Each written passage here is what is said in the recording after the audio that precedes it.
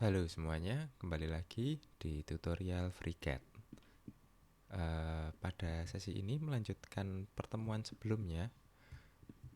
Sebelumnya kita sudah selesai membuat komponen housing belakang. Pada sesi ini kita akan membuat housing depan atau tempat dari LCD. Nah, sama seperti sebelumnya kita akan menggunakan ini ya, bentuk yang sama dengan yang sudah dibuat. Kita tidak akan mengubah terlalu jauh. Oke, langsung saja kita buat partnya. Kita beri namanya housing depan. Beberapa yang tidak diperlukan kita hide aja. Sip.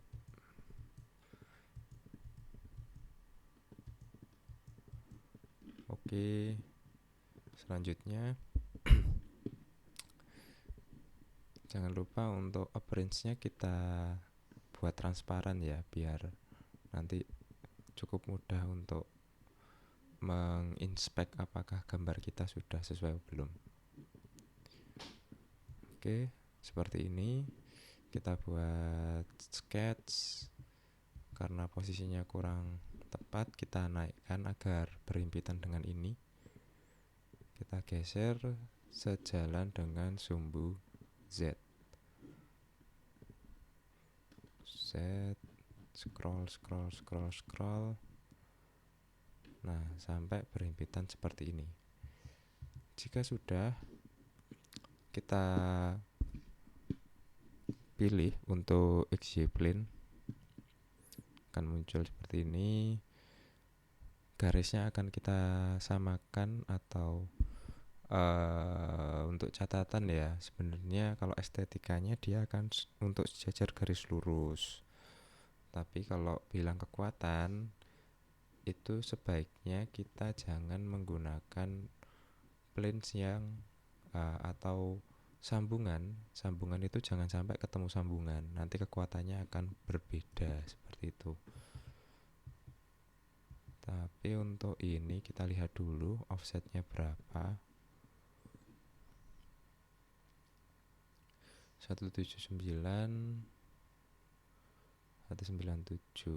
cukup jauh, kita samakan saja kalau gitu ya, karena kalau dilihat dari kebutuhan konstruksinya dia nggak perlu yang begitu kuat. Ini kita geser sejalan dengan sumbu X seperti ini. Kemudian kita buat sketsnya mengikuti garis yang sudah dibuat atau square.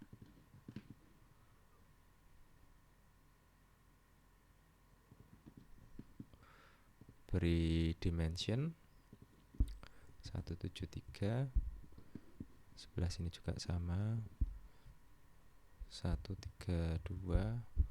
Kemudian jika ingin di fillet, langsung saja kita create fillet.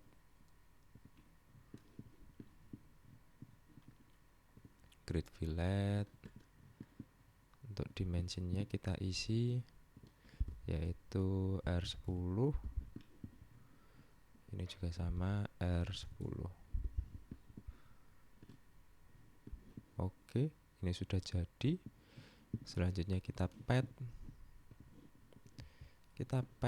sebesar ini ya, sesuai existing ya.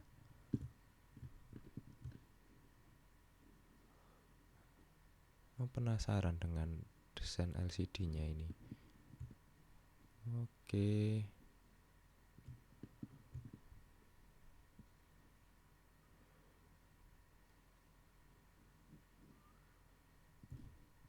LCD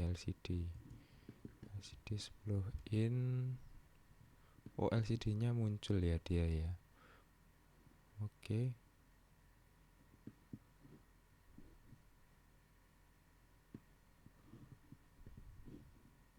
apakah ini sudah pas.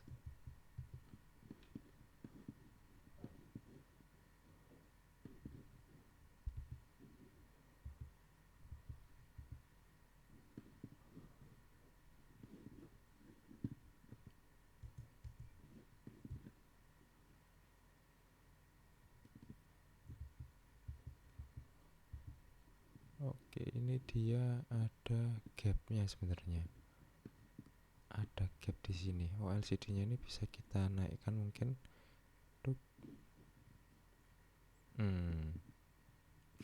Ya, LCD masih memiliki gap. Oke, kita buat sama saja untuk ukurannya. Arahnya kita sesuaikan karena padnya tidak mengarah yang sesuai. Kita teruskan sampai 22.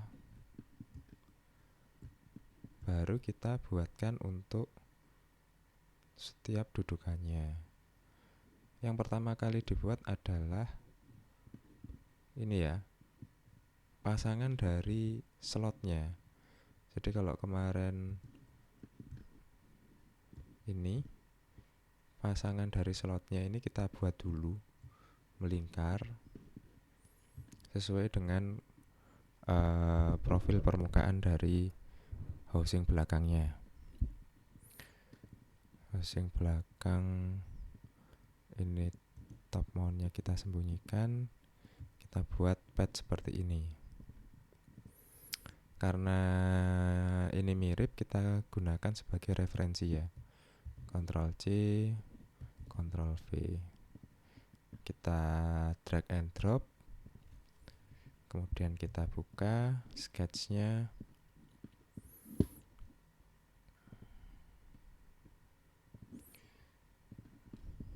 Kita buat sesuai ukuran. Kita bebaskan dulu ukurannya.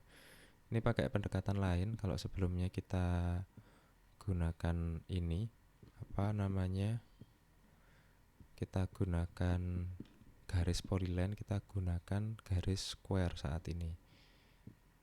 Nah, langsung saja kita beri fillet untuk square-nya ini.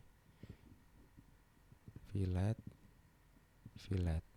Terus centernya kita tepatkan dengan radius yang awal tadi, R9-nya. Jadi ini radius yang sisi sini dengan radius R9 tadi. Kita R10 ya. Kita klik tiap pusat dari radius, kemudian tekan C untuk coincident constraint. Sama, ini juga begitu. Tekan ini, pusat-pusatnya coincident constraint. Ini juga sama, kita beli fillet untuk sketchnya. Kemudian kita berikan coincident constraint.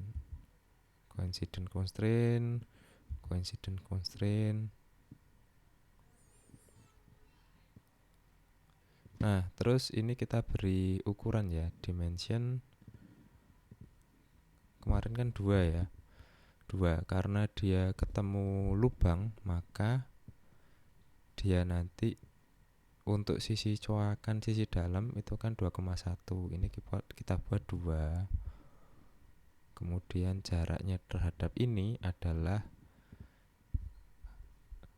2,05. Itu akan ketemu di sini. Yang atas juga sudah mengikuti.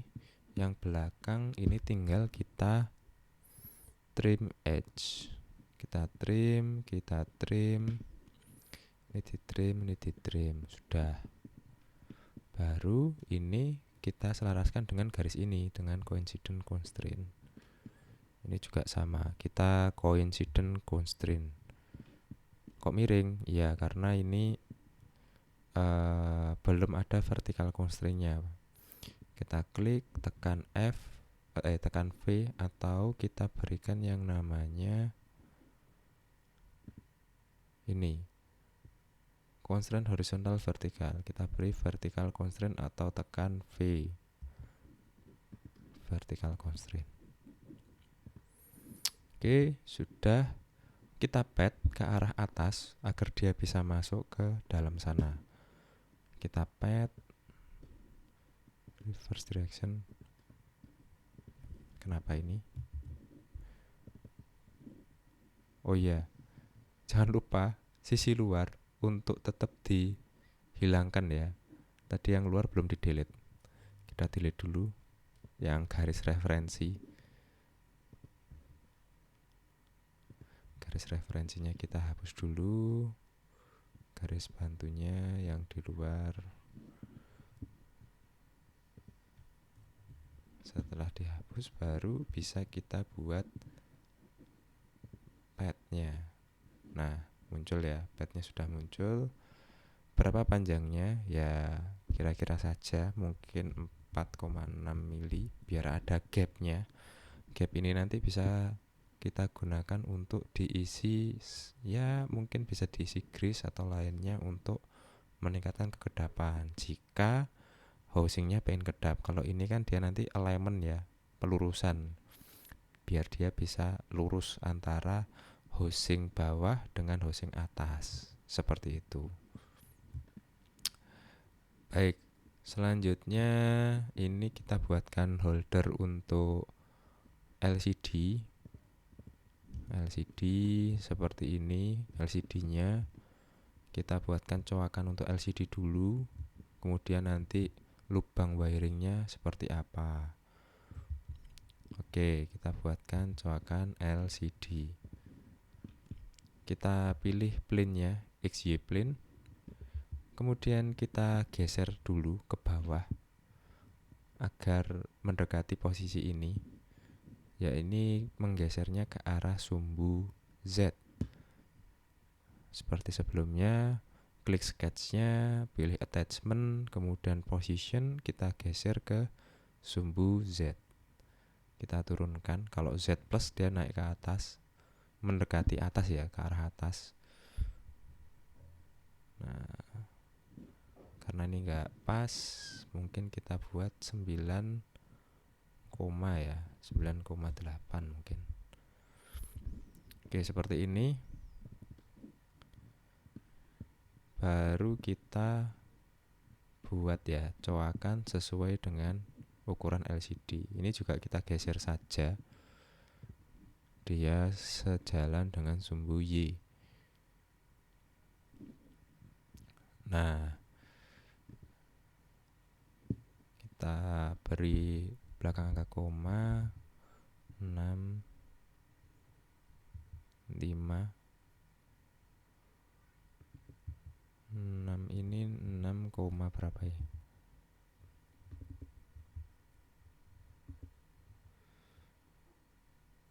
Ini kalau press dia di 6, mungkin kita buat 5,5 ya. Nah, kalau seperti ini kita lihat juga berapa lebar dindingnya ini. Lebar dindingnya adalah 7. Kalau 7 karena layernya nanti banyak, itu kemungkinan masih bisa tercover ya. Tapi kalau misalkan ukurannya cuma 24, itu kemungkinan akan agak sulit untuk mesin mendekati ukuran ini. Biasanya ukuran dalam dan luar itu dibuat terlebih dahulu. Jadi kalau alur dalam proses slicing, dia garis tepian luar dan garis tepian dalam itu dibuat dulu, dan nanti bagian dalamnya itu yang dia akan dikalahkan atau menyesuaikan ya, biar dimension yang diharapkan bisa didapatkan, seperti itu. Oke, ini sepertinya masih cukup bisa. Kita buat square.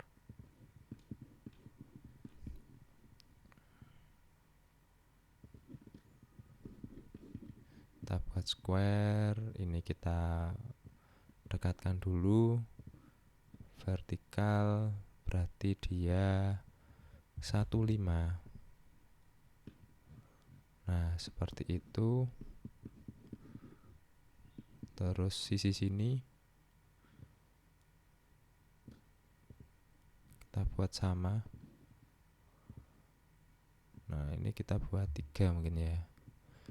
Kita asumsikan bahwa LCD-nya ini ukurannya bener ya rekan-rekan ya. Harapannya LCD-nya ukurannya bener, jadi no issue lah harusnya. Untuk ini kita buat 2 aja. Yes. Seperti itu. Oke. Selanjutnya kita buat radius. Kita buat fillet di ujung sini dengan grid fillet terhadap sketch. Yang atas juga grid fillet terhadap sketch. Fillet ini fungsinya untuk ini ya, menurunkan tegangan terpusat ya, biar enggak crack di sini. Oke, kita buat dia radiusnya mungkin 1,8.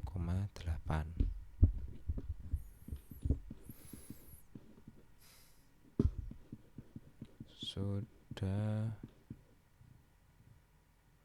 1,8.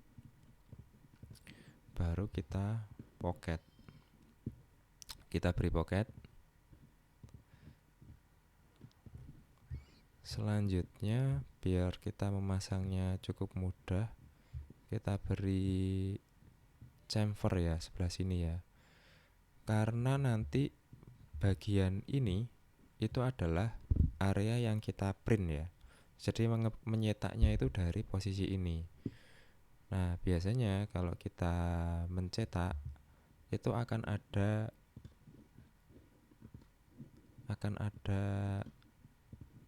luberan ya. Dia akan meluber ke, jadi ketika dia pertama kali dicetak, dia akan flow-nya itu akan meluber secara ekstrim seperti ini.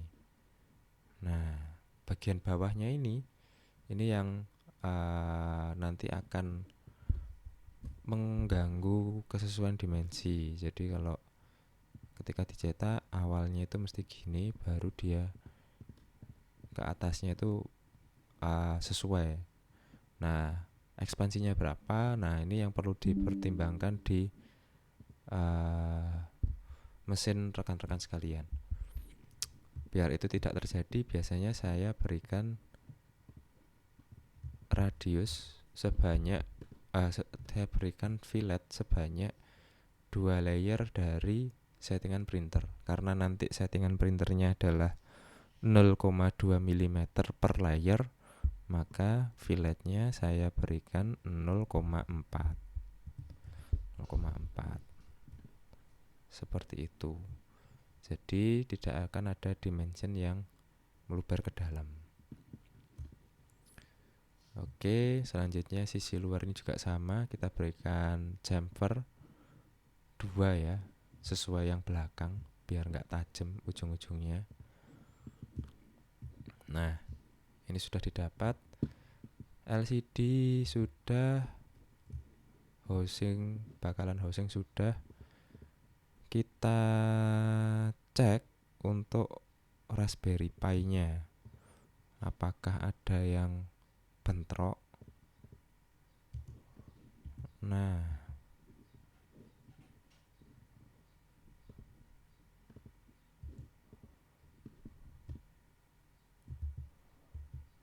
kalau dari housingnya ini ada yang over ya, melebihi sini ya.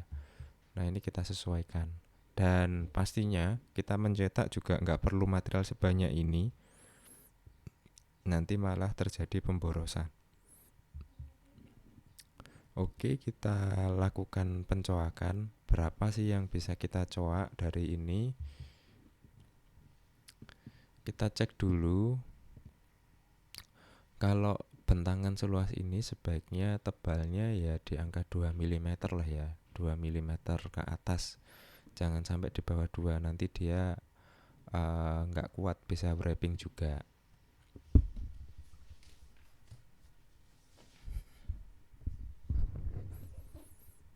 Oke, ini kita geser dulu ke bawah sejalan sumbu Z 9,8 tadi ya, 9,8. Baru setelah itu kita naikkan katakanlah plus 2, ternyata masih oke, 8. Nah, ini sudah cukup mepet ya. 2,8. Kalau 3 bagaimana? 3 seperti ini. Oke, kita buat 2,8 mungkin. Berarti ini kita isi 7 saja, sama 2,8. Kita buat sisi dalamnya. Sisi dalam dia mengikuti garis tepian ini ya, garis tepian tadi yang biasanya ini. Garis tepian ini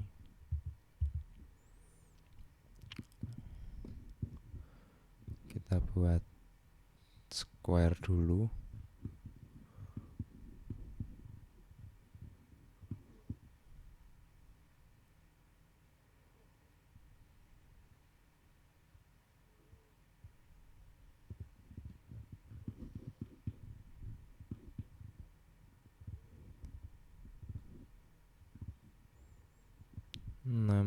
Satu.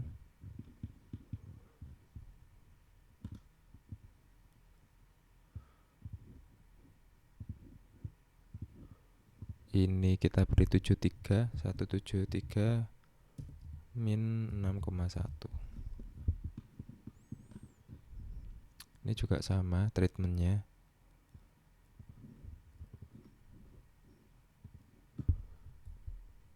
132 min 6,1. Baru kita berikan radius atau fillet. Sama, ini juga kita berikan fillet. Kita equal constraint, kita buat sama, yaitu 3,9 radiusnya, karena 10 dikurangi 6,1. Jika sudah, ini kita buatkan pocket ke dalam sana.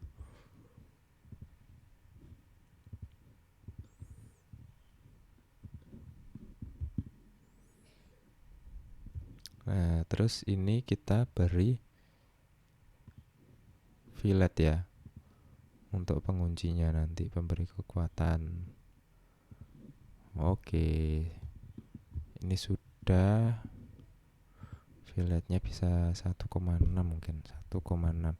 Kenapa kok angkanya kelipatan 2? Ya karena settingan printernya untuk tiap layer dia itu kan untuk tiap layer itu kan 0,2. Jadi kalau kelipatan 2 itu akan lebih mudah. Kelipatan 0,2 maksud saya. Oke, ini sudah.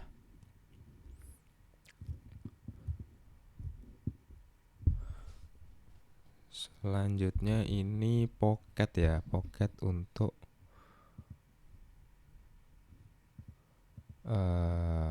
kalau existing dia seperti apa. Topnya ini di sebelah sini dia ada untuk connection ya. Kita buatkan connectionnya yang mendekati ini. Oke, kita buatkan dulu. Sama, kita buat sketch XY plane. Selanjutnya kita buatkan ini, cowakan ini. Kita cowak dulu, agak ke dalam sedikit nggak apa-apa.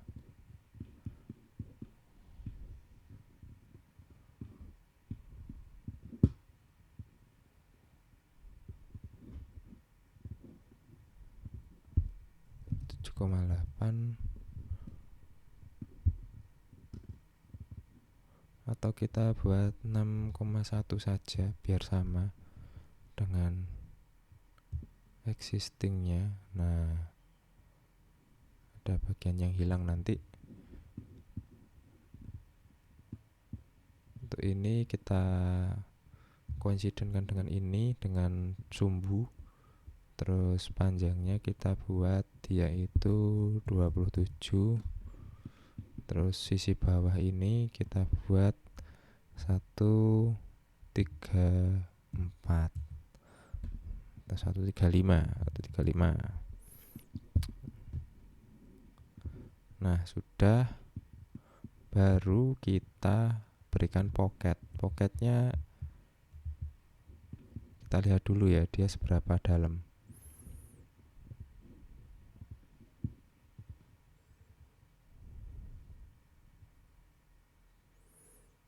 Oke, close, kita pocket.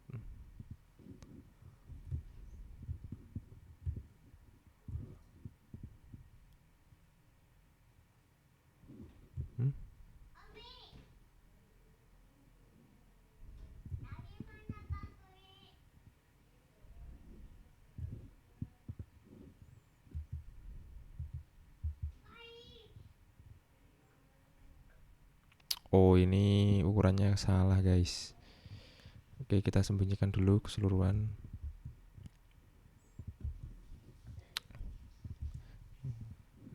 Nah, ini harusnya ketemunya di sini.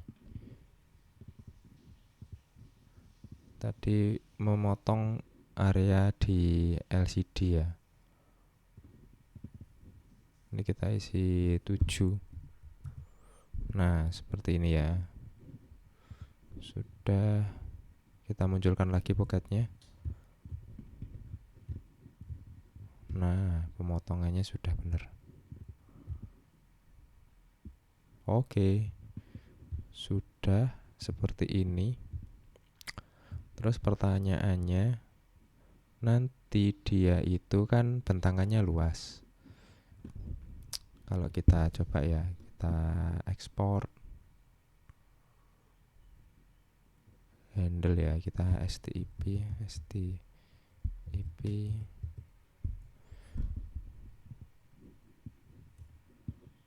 Oke, sebentar saya buka dulu. Nah, ini setelah saya ekspor kemudian masuk, saya drag and drop ke sini, maka ini tampilan untuk proses slicingnya ya. Nanti dia akan dicetak posisinya seperti ini. Nah, ketika kita cetak slice plate, ada masalah, ya ini ada bagian yang floating cantilever. Nah, ini cukup besar ya floating cantilevernya. Kalau kita lihat dia yang biru ini adalah floating cantilever. Biasanya itu nanti kita perlu memberikan support manual dengan snook. Sebelumnya kita lihat dulu berapa sih gramasinya. Untuk gramasinya yaitu di angka 113 gram untuk mencetak ini. Kalau kita buat dia itu dengan support dari 113 menjadi 149 gram atau ada sekitar 16 gram ya, atau selisih 16.000 kalau 1 gramnya 1.000 rupiah. Bagaimana caranya biar ini tidak muncul? Dan pastinya untuk membuat dengan support seperti ini, pastinya permukaannya tidak akan semulus yang nempel pada bed ataupun yang menempel atau bagian sisi atas. Pasti permukaannya tidak akan sebagus itu. Nah, bagaimana caranya? Nah, ini nanti akan kita bahas pada sesi berikutnya. Oke, untuk sesi ini saya cukupkan. Jika dirasa video ini cukup bermanfaat, maka bantu rekan-rekan yang lain agar bisa menerima manfaat yang sama. Dan pastinya untuk meningkatkan skill rekan-rekan dalam membuat desain 3D yang berorientasi untuk proses 3D printing.